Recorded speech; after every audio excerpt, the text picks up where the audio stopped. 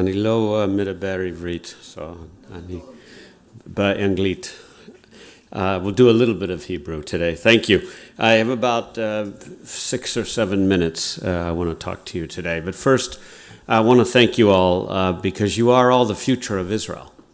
And if this last war didn't point it out enough, you are the future of Western civilization, which means the future of the world, because the rest of the world is going backwards. And you guys and a little bit of the United States are going forwards, and this is it. But you are the best, and you are the brightest, so thank you for doing that. I also know that you all live in the South, where it was terrible. It was terrible before October 7th, 2023, and it was terrible after it. And it's a little better now, I suppose. We're all hopeful. At least we have the live hostages back. And of course, the terrorists are not all going to go to graduate school now and learn how to make new things. They're going to continue to do what they do. But you all have continued to do what you do, which is to do great things. I want to recognize your resilience, your courage, and your strength. And you'll pardon my Hebrew, your chosen, ometz, and koch, vikach, along with your shkal, with your brains. It is such a pleasure. I spend half my time in America and half my time here, and I will tell you, there's many more brains here per person than there are in America. We have more space, but you all have what's up here, and it's terrific, and the resilience is amazing. Now, what's also interesting is that what you did in the war, the resilience and the strength and so on, are really a lot of the same things that you need to create new things. The world is a complicated place, and we have made amazing strides, humanity, and we're doing better and better every day. Of course, we have a lot more to go, and we have a lot more to do better. But every time someone does something great, the next person has to make it better, or no one cares. And we see that in medicine, we see that in technology, we see that in pretty much everyday living. That the bar, as we say in America, the bar just keeps going up. So the resilience, the courage, and the strength, and the brains to do new things, which is what this is all about, is so important. And I really believe that you all have that, and I mean that. Ayn Rand has a great quote, amongst others. She has many great quotes. There's a book called Capitalism, the Unknown Ideal. And it's actually a very good book. It's not very long, and it's really worth reading after you read The Fountainhead and Atlas Shrugged, of course. But she says, unremitting thought, enormous knowledge, and a ruthless consistency are required in order to achieve or create. Think about that. Let me try a little bit of Hebrew again. My apologies. Machshava bilti posechet, unremitting thought. Yeda atzum, enormous knowledge. Vikiyut chazrat rachamim, ruthless consistency. Most of what we do today to break through and make new products is because you came into work and failed most days until you succeeded. It's different than school. In school, you have to succeed every day, right? You have to get 100, etc. But not when we're innovating. Innovation means fail, fail, fail, maybe succeed. So all of those things are required, and I think she said it well. I see you have some Steve Jobs quotes. He has a lot of great quotes also about innovation. You have these attributes, you have these things about you, or you would not be here.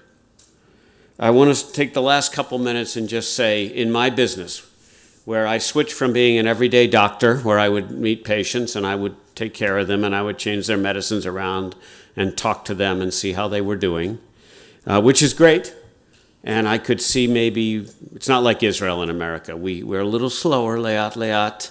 You get 20 dakot instead of 5 dakot, okay, to see a patient. And you talk to them. And I could see 20 patients in a day. And that, I thought my life, that's not going to be enough. That is not enough. And if I could make one new medicine in my life, something to do for people who are really, really sick, this would be much more important potentially, and for me at least, it would be fulfilling and it would have the self-esteem that we all know is so important to build.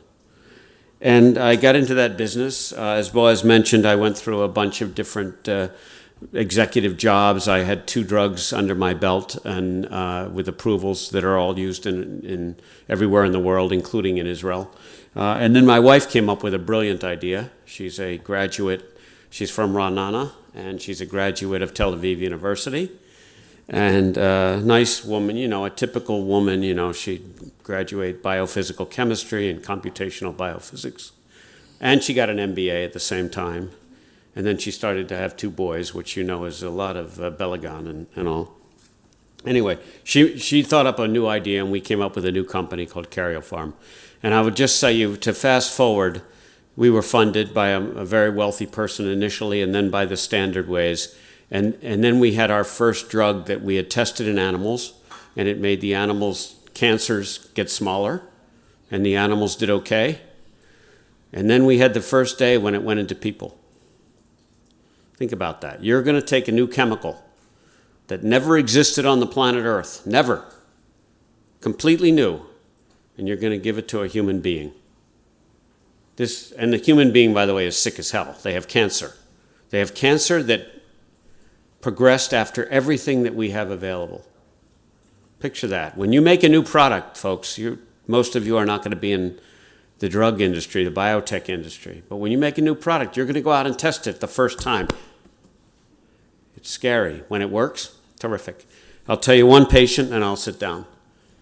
So about our 5th patient that we had, you start at a very low level, a dose of the drug. You start to make sure nothing terrible happens. Everything was fine. We got to the 5th level of the drug, the 5th patient. He had a terrible cancer throughout his body. It's called lymphoma. Nothing worked. He was dying. He had 1 month, 2 months to live, and you could see the lumps of this lymphoma. His lymph nodes, if you get sick and you get lymph nodes, he would have it here, he had it here, he had it on his legs.